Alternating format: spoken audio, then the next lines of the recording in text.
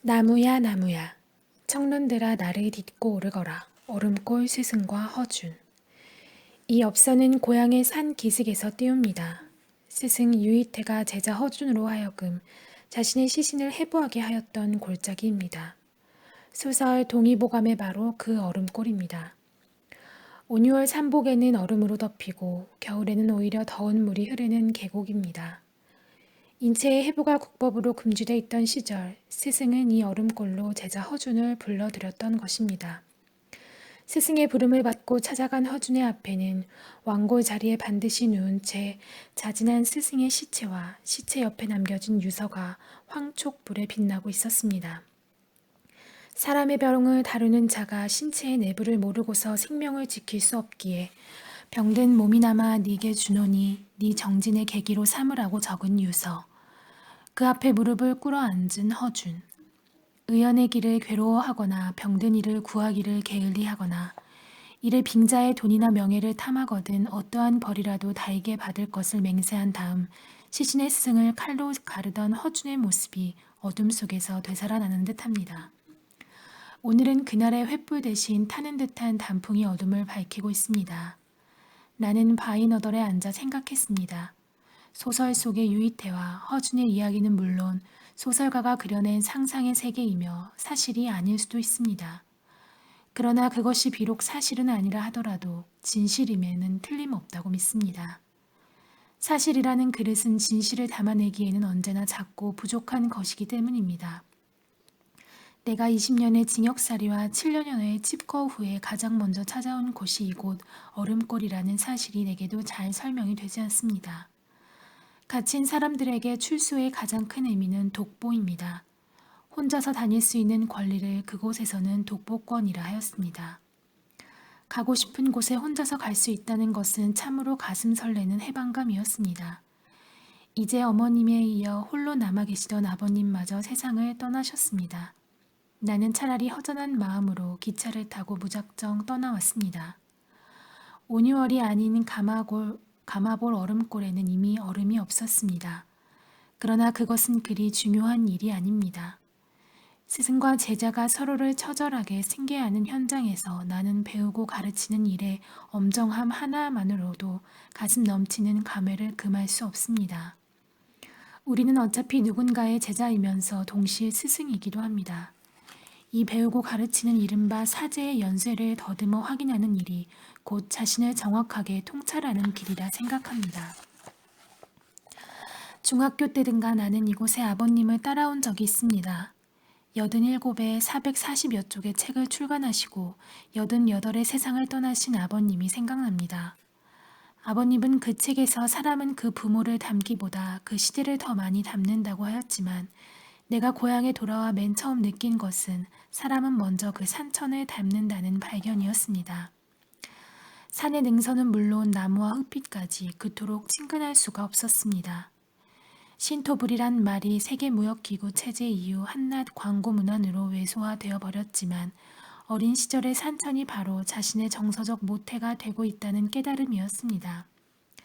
산천과 사람, 스승과 제자의 원흉, 이것이 바로 삶의 가장 보편적인 모습이 아닐까 생각됩니다. 어둠에 묻혀가는 얼음골 위로 석양을 받아 빛을 발하고 있는 안봉이 문득 허준의 얼굴처럼 보이기도 하고 스승 유이태의 얼굴처럼 다가오기도 합니다. 동의보감의 찬수를 명한 왕의 교서에 다음과 같은 구절이 있습니다. 우리나라에서 많이 나는 약재를 자세하게 적어서 지식이 없는 사람, 가난한 사람들도 쉽게 이해할 수 있고 누구나 병을 고칠 수도 있도록 하여야 한다. 이 글에 나타난 민족의식과 백성들에 대한 애정은 선조왕의 것이 아니라 허준의 마음이고 허준을 가르친 스승의 뜻이라고 생각됩니다. 동의보감의 찬술 자체가 허준의 기획이었고 허준의 지필이었음에 틀림없다고 할 수 있습니다. 더구나 동의보감의 완성은 오로지 허준 혼자만의 외로운 작업이었고 그나마 절의 고도의 유배지에서 이루어졌기 때문입니다. 300년 후 이재마의 사상의학이 나오기까지 우리 풍토와 체질에 맞는 유일한 의학서로서 수많은 사람들의 목숨을 구해낸 책이었습니다. 동의보감 외에도 허준이 심혈을 기울인 저술은 대부분이 난해한 전문 서적을 한글로 쉽게 풀어쓰는 일이었습니다. 서출인 의원 허준에 대한 선조의 파격적인 가자는 이와 같은 허준의 백성에 대한 애정과 경륜을 높이 사서 내린 것이라 짐작됩니다.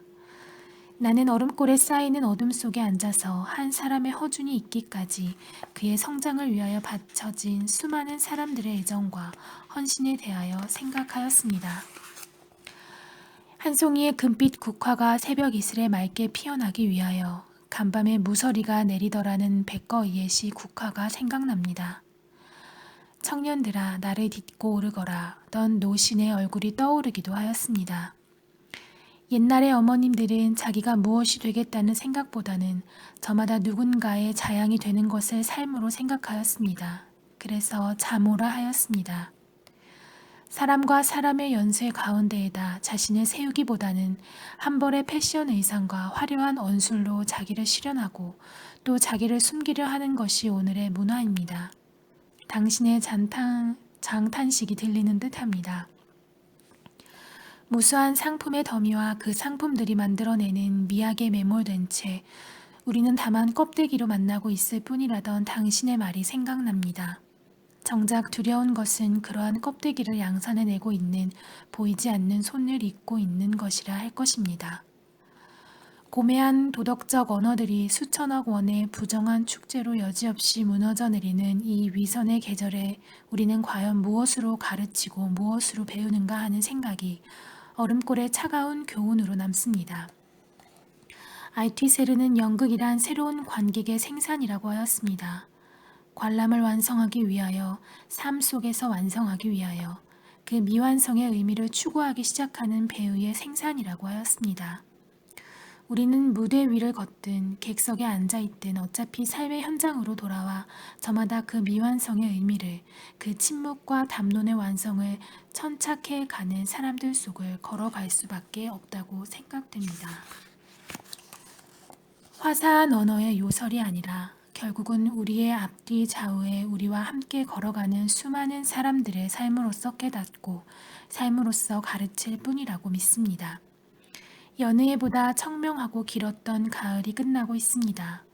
등 뒤에 겨울을 데리고 있어서 가을을 즐기지 못한다던 당신의 추운 겨울이 다가오고 있습니다.